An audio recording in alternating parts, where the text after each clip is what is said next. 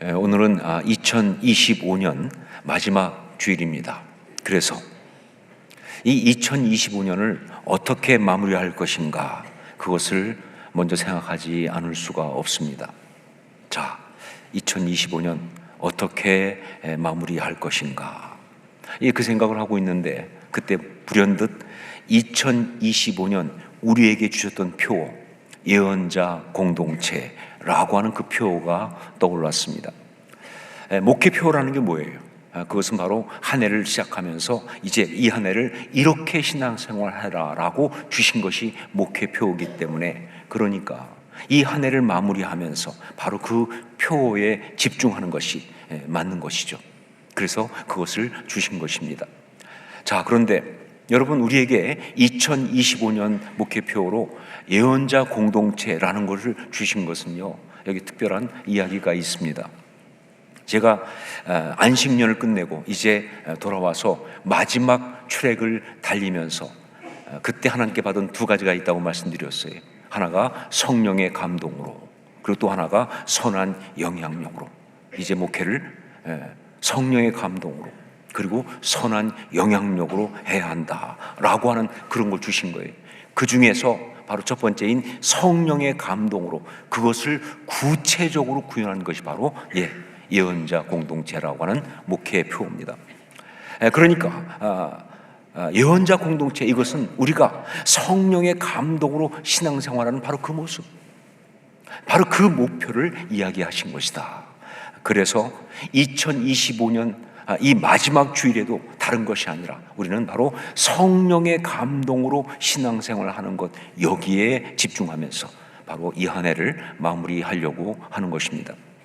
자, 예언자 공동체라는 목표를 가지고 신앙생활 해온 이 한 해를 마무리하면서 우리에게 성령의 감동이 있어야 하는데, 그 성령의 감동이 있다고 한다면 특별히 어떤 성령의 감동이 있어야 하는가? 이 한 해를 마무리하면서 우리에게는 어떤 성령의 감동이 있어야 하는가? 저는 진정한 설교는 언제나 예언자적 설교여야 한다고 생각합니다. 그래서 매주일 주시는 말씀이 그냥 말씀이 아니라 하나님께서 이 말씀을 듣는 성도들에게 직접 주시는 예언의 말씀이어야 한다고 저는 그렇게 믿습니다. 바로 그것이 또한 예언자 공동체죠. 자, 그러니까 오늘 이 2025년 마지막 주일에 성령의 감동으로 신앙생활하면서 어떤 부분에 어떻게 성령의 감동이 있어야 하는가라는 이 말씀도 바로 오늘 우리에게 주신 예언의 말씀이죠. 예언의 말씀으로 우리에게 주신 거예요. 자, 성령께서 오늘 우리에게 어떤 부분에 어떻게 성령의 감동이 있어야 한다고 그렇게 말씀하시는가? 그런데 그런 생각을 가지고 오늘 말씀을 쭉 보았는데 정말 제가 깜짝 놀랐어요. 언제나 그랬지만 특별히 오늘 주신 본문 말씀에 그 질문에 대한, 그 어떤 마음에 대한 답이 정확하게 나와 있기 때문에 그야말로 저는 전율하지 않을 수가 없었습니다. 자, 어떤 말씀을 어떻게 주셨는지 오늘 주신 말씀을 가지고 함께 보도록 하겠습니다. 먼저 1절 말씀을 함께 읽겠습니다. 1절 같이 읽습니다. 형제들아, 신령한 것에 대하여 나는 너희가 알지 못하기를 원하지 아니하노니. 신령한 것에 대하여 나는 너희가 알지 못하기를 원하지 아니하노니. 이거는요, 바울 사도가 어떤 중요한 것을 말할 때 아주 자주 사용하는 독특한 그런 바울 사도의 어떤 강조 방법입니다. 그러니까 이 말씀은 이런 얘기죠. 신령한 것에 대하여는 너희가 꼭 반드시 알아야 한다. 그것도 바르게 제대로 알아야 한다 라는 그런 말씀이에요. 왜냐하면 그래야 바르게 믿을 수 있으니까, 그래야 정말 제대로 행복하게 살 수 있으니까, 그래서 그런 것이다. 2절 말씀을 함께 읽겠습니다. 2절 같이 읽습니다. 너희도 알거니와 너희가 이방인으로 있을 때에 말 못하는 우상에게로 끄는 그대로 끌려갔느니라. 여러분, 인간은 영적인 존재입니다. 그래서 만약 이 영적인 것을 우리가 제대로 알지 못하면 결국 영적으로 잘못된 것들에게 여러 가지로 농락당할 수밖에 없는, 그게 바로 인간입니다.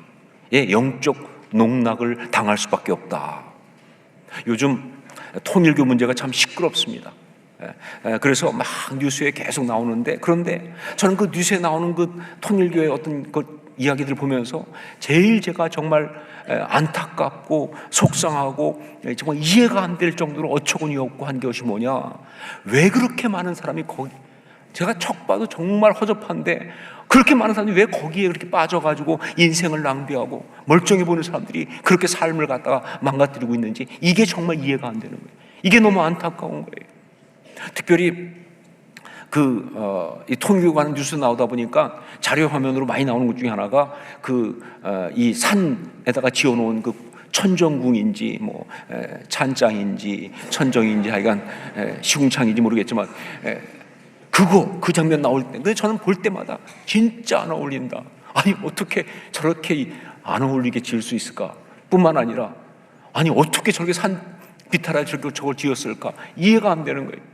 그런데 그걸 보면서 엄청나게 전하잖아요. 그걸 보면서 어떤 분들은 아마 공무원 쪽에 있어서 그런지 제일 궁금해하는 게 그거더라고요. 저게 어떻게 허가가 났을까?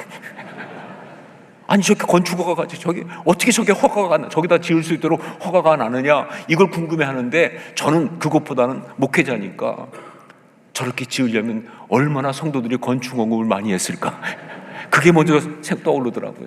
그렇죠. 수없이 많은 사람이 정말 자기 전재산 다 갖다 바치면서 그 말도 안 되는 짓을 한 거예요. 인생 낭비해가면서, 삶을 허비해가면서 말이죠. 너무 안타깝고 정말 이해가 되지 않는, 말도 안 되는 짓인데. 그러고 보니까 또 하나 떠오르는 게, 예전에 코로나가 시작될 때 2020년도죠. 그때 신천지 이단이 난리가 났었잖아요, 코로나 때문에. 그때도 보면 그때도 그런 느낌이었는데, 이 뉴스에 나올 때 보니까 막 그냥 신천지 뭐 집회하는 게 나오는데, 와 정말 많은 사람들이, 그것도 막 유니폼까지 다 맞춰 입고, 그리고 앉아갖고 손 들고 막 흔들어대는데, 정말 그때도 정말 화가 났어요. 아니 멀쩡하게 생긴 사람들이 딱 봐도 이건 완전히 말도 안 되는 짓인데 여기 와서 왜 이런 짓을 하고 있는지 말이죠. 아니 그렇게 인생을 낭비하고 삶을 갖다 망가뜨리고 있는지, 이게 정말 이해가 안 되는 거예요. 그래서 그때도 너무 속상하고 화가 나고 마음이 아팠는데, 이번에도 똑같은 느낌. 자, 왜 그럴까요? 그 사람들 왜 그럴까요? 이단에 빠진 사람들 왜 그렇게 어리석은, 그렇게 바보 같은 짓을 할까요? 그건 딱 한 가지 때문에 그렇죠. 영적으로 악한 것들에게 미혹당해서 그런 거예요. 이게 무서운 거예요. 영적으로 악한 것에 미혹당하니까 그렇게 된다, 그 말입니다. 자, 그런데 여러분, 이 미혹당하고 어리석게 살아가는 그것이 이단에 빠진 사람들에게만 해당되는 이야기냐, 그 말이에요. 그 사람들만 그렇게 살아갑니까? 아니죠. 어쩌면 이 세상을 살아가는 모든 사람이 다 그런 것이 아닐까 하는 겁니다. 하나님이 주신 이 귀한 삶을, 행복하게 살라고 주신 이 삶을, 이 인생, 이 기회를 갖다가 그렇게 고통스럽게, 그렇게 허무하게, 비참하게 그렇게 살아가는 그 안타깝고 어리석은 인생의 이유는 오직 한 가지예요. 바로 영적으로 마귀에게 미혹당했기 때문입니다. 다른 거 없어요. 영적으로 마귀에게 미혹당했으니까. 그래서 그렇게 하는 거예요. 그리고 그렇게 마귀에게 미혹당하는 이유가 뭐냐? 영적인 것을 제대로 알지 못해서 그런 것이다. 영적인 것을 제대로 알지 못해서 그런 것이다. 자, 그러면 영적으로 바르게 알기 위해서는 어떻게 해야 되느냐? 그건 바로 성령님을 초청하고 성령님이 자신에게 역사하시도록 그렇게 해야 하는 겁니다. 다른 게 없어요. 성령님을 초청하고 성령님이 자신에게 역사하시도록 그렇게 해야 한다. 왜냐하면요, 이 영적으로 바르게 한다고 하는 것은 지식의 문제가 아니거든요. 머리로 알고 깨닫는 문제가 아니라 이건 바로 능력의 문제입니다. 능력의 문제이기 때문에, 그러니까 정말 온전한 성령의 감동, 성령의 역사, 이것이 정말 중요한 거예요. 이런 말이 있습니다.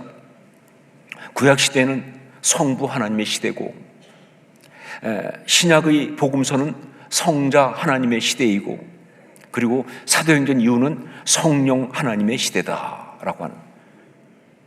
그런데 이 말은요, 어떤 면에서 맞기도 하고 어떤 면에서는 틀리기도 합니다. 우선 삼위일체라는 면에서 볼 때 이 말은 틀린 말입니다. 즉 어떤 시대에는 성부 하나님만, 어떤 시대는 성자 예수님만, 그리고 어떤 시대는 성령 하나님만 역사하실 수가 없으니까 이건 틀린 말이에요. 독일의 신학자인 몰트만이라는 사람이 십자가에 달리신 하나님이라는 책에서 이런 말을 했습니다. 예수님께서 십자가에 달리실 때에 바로 거기에 성부와 성령 하나님이 함께 계셨다. 세 분은 나누어 있은 적이 한 번도 없으세요. 천지를 창조할 때부터 지금까지 모든 순간에 삼위 하나님이 함께 역사하셨습니다. 그러니까 세 분의 시대를 각각 나누어서 언제는 성부, 언제는 성자, 언제는 성령, 이거는 안 맞는 이야기, 이건 틀린 이야기예요. 맞지 않는 이야기다. 하지만 우리가 영적으로 신앙생활을 하면서 하나님을 경험한다고 하는 이 부분에 있어서는요, 각 시대마다 삼위 하나님 중에 어떤 한 분 쪽으로 더 집중할 수밖에 없다는 면에서 이건 또한 맞는 이야기예요. 그렇게 말할 수 있다 그 말입니다. 그래요. 구약 시대는요, 성부 하나님, 즉 여호와 하나님의 직접적인 역사가 하나님을 체험하는 방법이었어요. 천지를 창조할 때부터 시작해서 모든 하나님의 사람들 가운데 현존하시고 역사하시고 하는 이 모든 것은 바로 성부 하나님이 그들 가운데 역사하시는, 그래서 성부 하나님이 바로 그 역사가 하나님을 체험하는 방법이었다. 자, 신약 시대에 들어와서 성자 예수님께서 이 땅에 구세주로 오시면서 그때부터는요, 성자 예수님을 만나고 그 구원의 은혜를 체험하는, 그것이 바로 하나님을 체험하는 방법이었습니다. 그 수많은 사람들이 모여서 예수님의 그 말씀을 들을 때 예수님께서 그들 가운데 병든 자들이 병을 낫게 하시고 귀신 들린 자들 귀신을 쫓아내 주시고 그들 가운데 온 여러 가지 정말 놀라운 기적과 이적과 역사를 행하시고, 그리고 갈보리 십자가를 통해서 구속의 사랑을 우리 가운데 펼치실 때 그 구속의 사랑을 경험하면서, 그러면서 사람들은 그때 하나님을 경험한 것입니다. 그렇게 하나님을 경험한 거예요. 그 말씀을 통해서, 그 역사를 통해서, 그 십자가를 통해서. 자, 그러나 사도행전에 들어가서 오순절 마가의 다락방에 성령이 임하시는 그 역사가 일어났을 때, 그때부터 이제 사람들은 성령 하나님을 통해서 하나님을 경험한다. 성령님을 통해서 하나님을 경험하는 것입니다.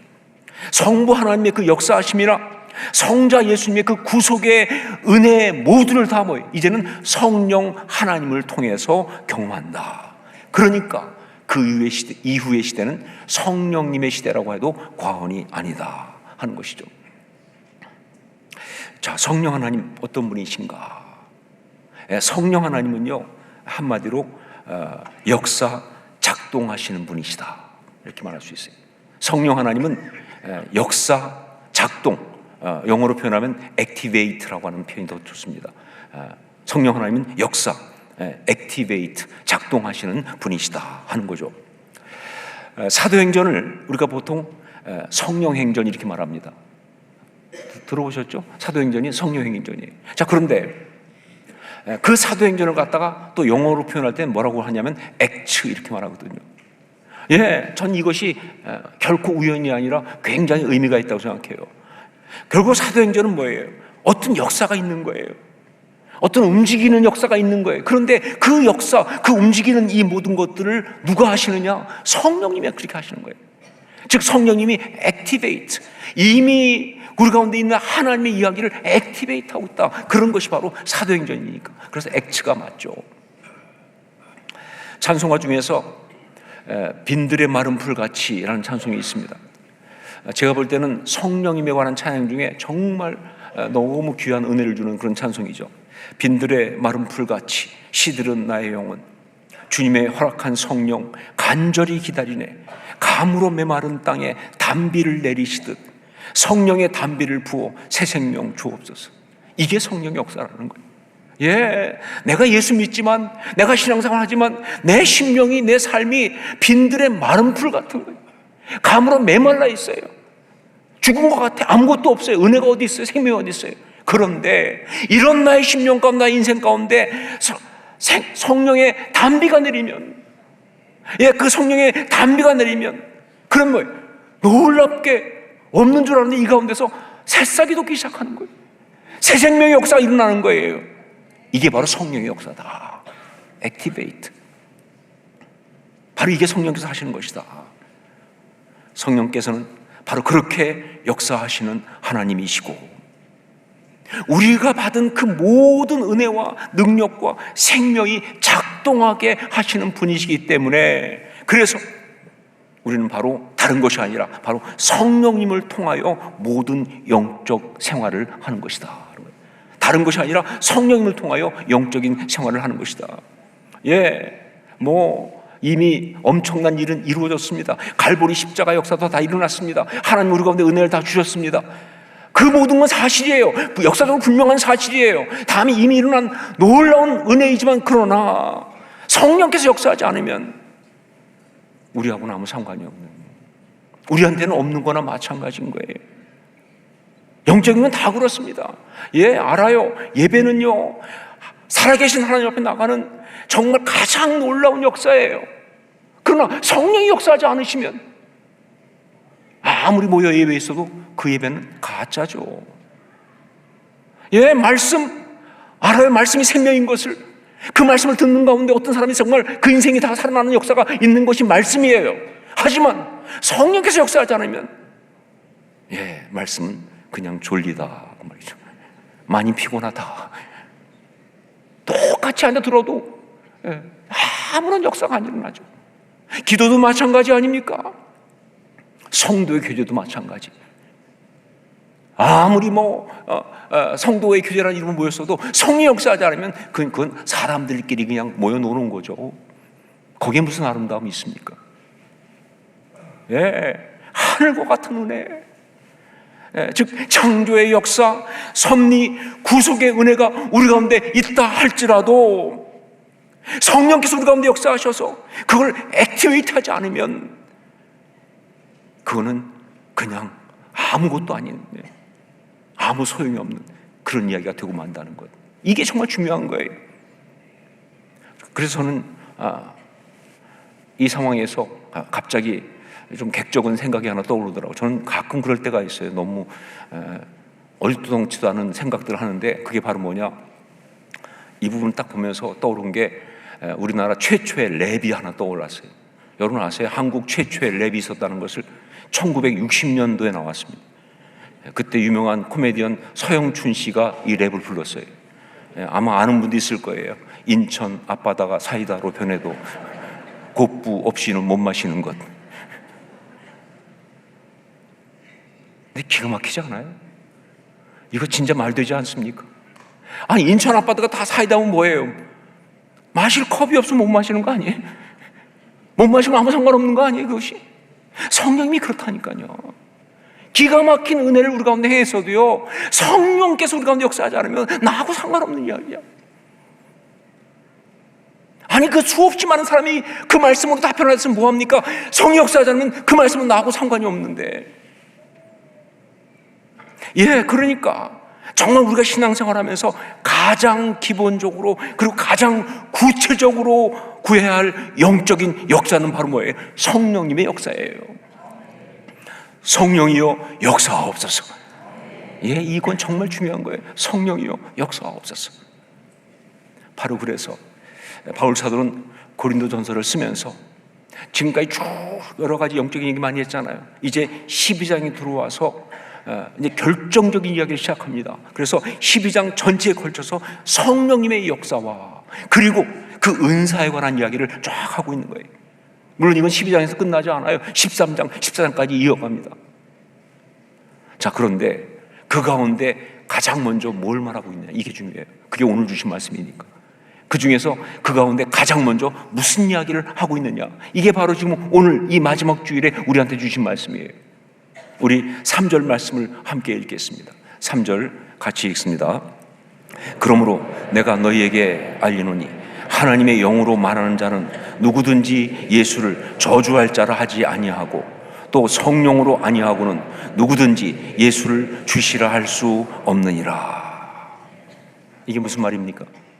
이 말씀이 무슨 얘기인가요? 이 말씀을 한마디로 하면 어떻게 말할 수 있을까요? 그렇죠. 성령께서 너의 입술을 주관하게 하라.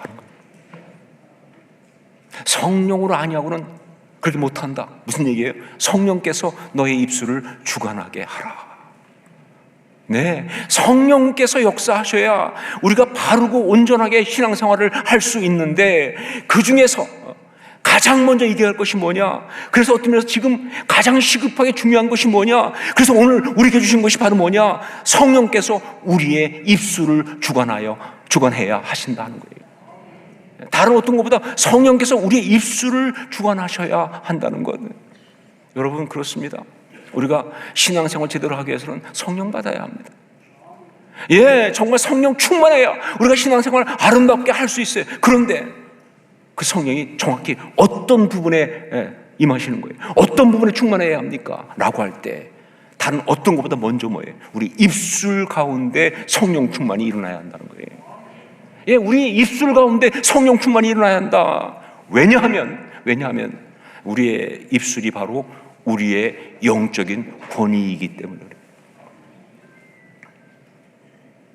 예, 우리의 입술이 바로 우리의 영적인 권위이기 때문에 그래서 그러는 거예요. 여러분, 신앙생활은 결국 우리의 영적인 권위를 어떻게 사용하는가, 그 문제거든요.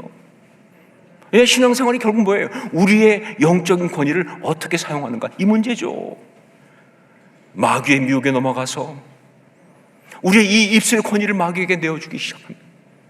예, 그래서 마귀의 미혹에 넘어가서 그냥 나도 모르게 마귀가 원하는, 마귀가 시키고 있는 대로 말이죠, 그냥 절망과 저주와 분노와 미움과 이런 악하고 추한 이야기들을 막 입으로 뱉어내기 시작하면요, 그 순간 뭐예요? 내 삶은 저주 가운데 있는 겁니다.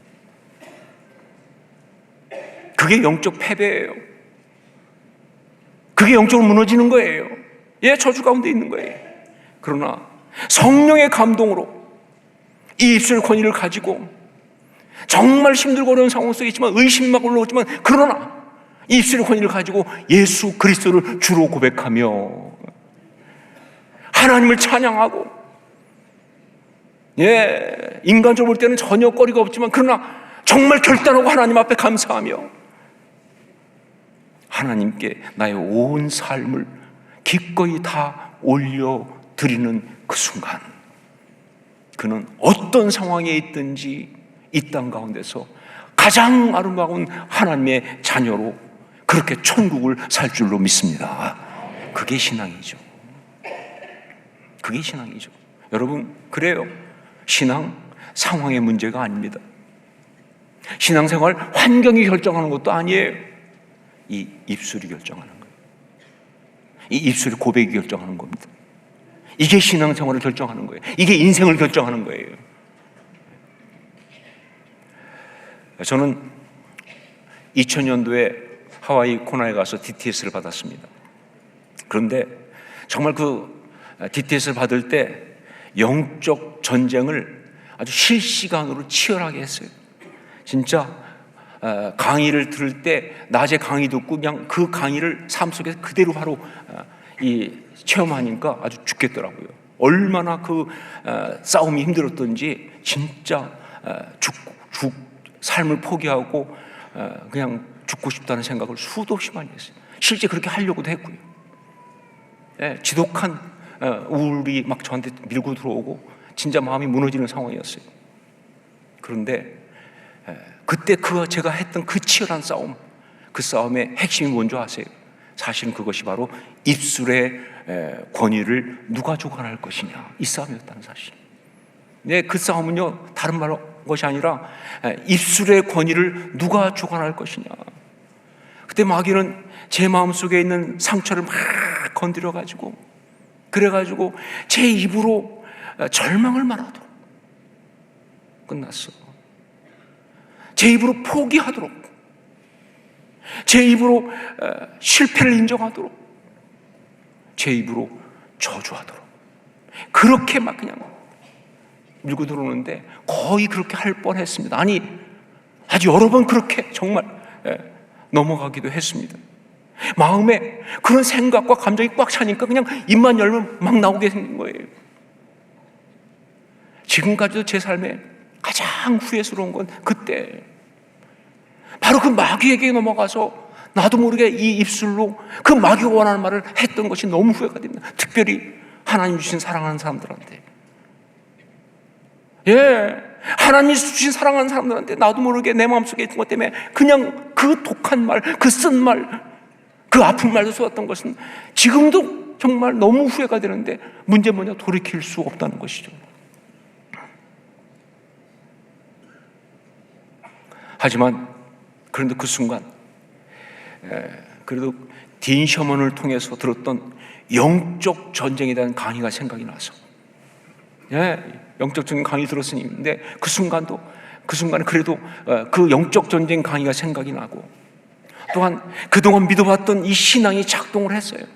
그동안 믿었던 게 어딘데, 그동안 내가 신앙생활 해온 것이 얼마 안 돼 한 것 때문에 이건 아니지, 이렇게 해서는 안 되지 싶은 그런 신앙이 작동을 하고, 그리고 무엇보다 정말 내 인생이 마귀에게 내줄 수 없지 않는가, 정말 내가 가지고 있던 내 삶의 가치, 그 존경, 그 모든 것들 다 날려버릴 수 없지 않은가, 어떤 그러한 마음 때문에 결단을 하고, 정말 그 결정적인 순간마다 마귀가 막 그냥 그렇게 제 속에 들어와서 그렇게 하게 할 때마다 정말 온 힘을 다해가지고 입술로 노라고 외치면서, 그러면서 예수 그리스도의 십자가를 부여잡고 주님께 저의 삶을 올려드렸습니다. 그래서 제가 살았어요. 그래서 제가 이겼습니다. 그래서 제가 이 자리에 있어요. 자, 그런데 그때 그 결정적인 순간에 그 영적 전쟁 강의가 생각난 거 누가 역사한 겁니까? 그때 그 힘든 상황 속에서 정말 인간적인 어떤 감정이 막 날리치는 속에서 그래도 신앙, 그동안 믿었던 신앙이 작동하기 시작한 거 누가 하신 겁니까? 그때 정말 그 힘 가운데서 정말 이래서는 안 되겠다 싶어가지고 정말 이 소중한 걸 붙잡기 위해서 결단할 수 있었던 거 누가 하셨냐 그 말이에요. 성령께서 역사하신 거예요. 그게 성령의 역사예요. 성령께서 그 순간 저의 입술을 주관하신 거잖아요. 그래서 이 입술로 노라고 말할 수 있었잖아요. No, 나는 그렇게 살지 않을 거야. No, 나는 그렇게 할 수 없어. No, 하나님, 내 삶은 하나님의 것입니다. 이 삶은 주님의 것입니다. 주님, 난 죽기까지 주님 믿습니다. 주님 신뢰하고 믿고 죽겠습니다. 성령께서 하신 거잖아요. 성령께서 입술을 주관하신 거잖아요. 2025년 마지막 주일에 우리에게 주신 말씀은요, 성령께서 너의 입술을 주관하게 하라, 이 말씀입니다. 성령께서 너의 입술을 주관하게 하라. 이거는 이 자리에 있는 우리 모두에게, 한 사람 한 사람에게 개인적으로 주신 우리 하나님의 말씀이에요. 여러분 상황이 어떠하든지, 정말 삶 속에 어떤 문제가 있든지, 지금 어떤 삶의 길을 걷고 있든지 그 모든 것을 이기고 극복하고 아름답게 살아갈 수 있게 하는 유일한 답이 바로 이거거든요. 유일한 처방이에요. 성령께서 너희 입술을 주관하게 하라. 그러기 위해서 이 시간 우리가 우리 입술을 성령님 앞에 올려드려야 합니다. 성령님, 나의 입술을 주관하여 주옵소서. 그렇게 입술의 권위를 성령님께 올려드리는 기도를 해야 한다는 것이죠. 그 시간을 우리가 함께 갖기를 원합니다.